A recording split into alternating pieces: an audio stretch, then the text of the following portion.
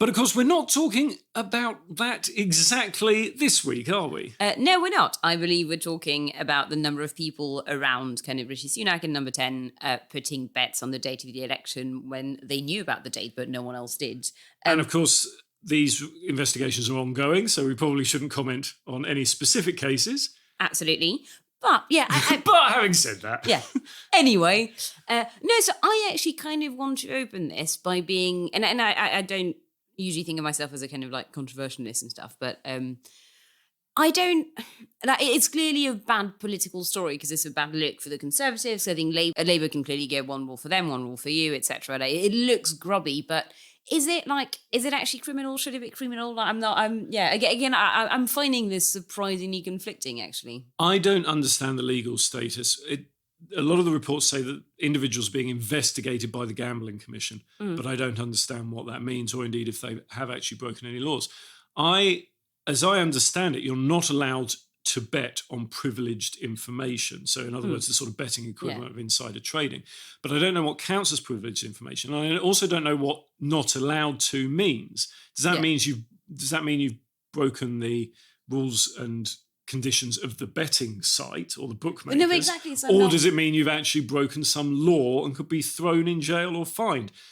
I don't know what the situation is, but none of the reporting seems very clear on that. Yeah, I suspect that it's one of those where no one actually knows, because otherwise, again, like the phrasing in the news stories, I think would be a lot clearer. I have a really interesting experience in this because on more than one occasion, but particularly one specific... Is this Joe's crimes section? I'm excited. One specific occasion I remember, one of the bookmakers, and I can't remember which one it was, but I think it was quite one of the big ones, had allowed people to bet on what the next result of a YouGov poll would be.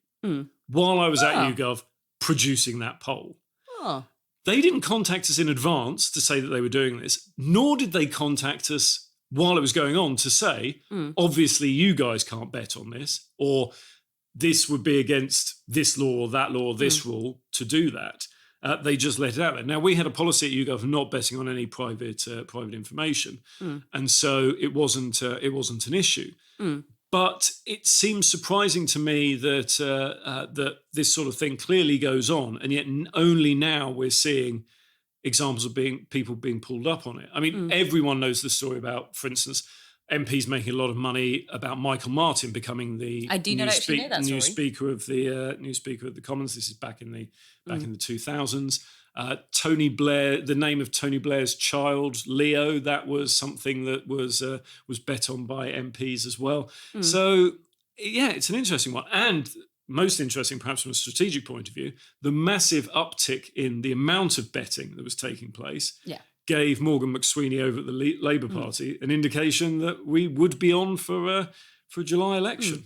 Which was, that was quite a clever thing. But again, yes, I'm really interested in where you draw the line, because I think, and as you mentioned earlier, I think a lot of political betting only really works if you're, if you're a Westminster person, effectively. And I think lots of leadership contest stuff, you can probably get decent money just out of, like working in Westminster and talking to people and getting a really good sense of what's going to happen, etc. But like, at what point does that crossover again into like an amount of information a kind of random person couldn't possibly have? Like it is, and I guess that's a more philosophical concern, but I do find it quite interesting where there's presumably stuff I could have bet on because, I don't know, let's say this is generally like a random fictional example, but if there's a leadership contest about to happen between like three people, and if, let's say, as a gossip-minded kind of political journalist, I know that one of them, I don't know, like killed a man once, and I would definitely bet on the one remaining person that seems most likely to win, etc. And then so at what point does that go? Do we go from that, which is probably the people who consider to be socially acceptable,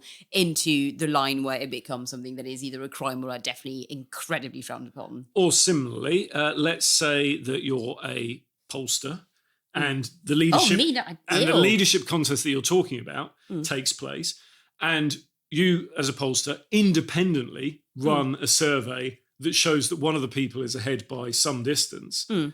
Do you then bet on that? And if you do bet on that, is that then privileged information as well? Because anyone could conduct the poll if they wanted to. But what if, and here's where things get really murky, what if that poll shows that someone is well ahead. And by showing that they're well ahead because of the bandwagon effect that we had earlier, you actually make it a foregone conclusion. Oh. Are you then manipulating things?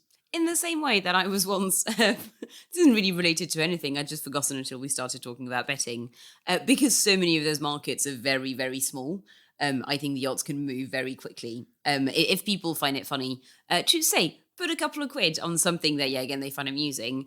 Anyway, when Alan Rusbridger left The Guardian as editor-in-chief, for a brief period of time, I was the fourth most likely person to become next Guardian editor on whatever website it was at the time who decided to run odds on that. Because, again, I think it's literally like 4 friends of mine had found it really funny and I put a fiver on. Well, of course, there is a long history of leadership contests reflecting that and people putting bets on themselves in order to elevate their position to make them be seen as a more serious candidate. But people who do that might go to prison for other reasons later on. So yay! We'll have to see. But certainly, it's a murky world, and I am interested to see whether this whole kerfuffle that we're seeing now about the bet around the date does produce actually a better understanding of people of what's allowed and what isn't. Because I imagine most people going into it prior to this probably didn't have a clue. No, I agree. And I think it's always really interesting to find social norms changing in real time or like kind of being established in real time. And I think that's essentially what's happening now, which, as a nerd, I do always like.